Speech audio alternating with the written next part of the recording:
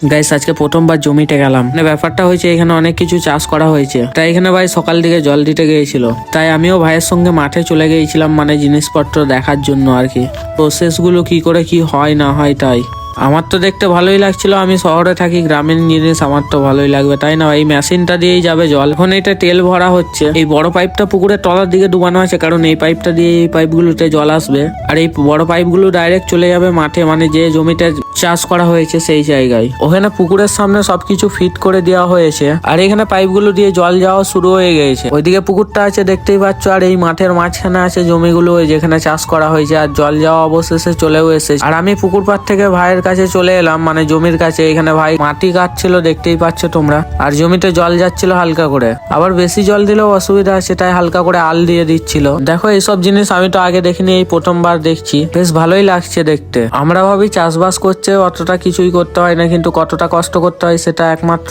যারা করে তারাই জানে। এখানে জল দেওয়ার পরও মাটি কাটতে হয়, নাহলে বেশি জল চলে গেলে আবার অসুবিধা হয়ে যায়। তাই এখানে হালকা করে জল ভরে গেছে দেখতে পাচ্ছ, আর মাটিগুলো কেটে কেটে আবার সমান করে দিচ্ছে। আর জায়গাটা দেখতে পাচ্ছ বেশ ভালোই, মানে দূরে ওইগুলো সব পাহাড় আছে, এদিকে সত্যি চারিদিকে পাহাড় আর পাহাড়, মানে দেখার মতো জায়গা আর কি। তারপর কেরোসিন শেষ হয়ে গেছিল বলে আমি কেরোসিনটা এলে দিলাম। আর ব্লগটা ভালো লাগলে একটা কমেন্ট করে যেও। বাই।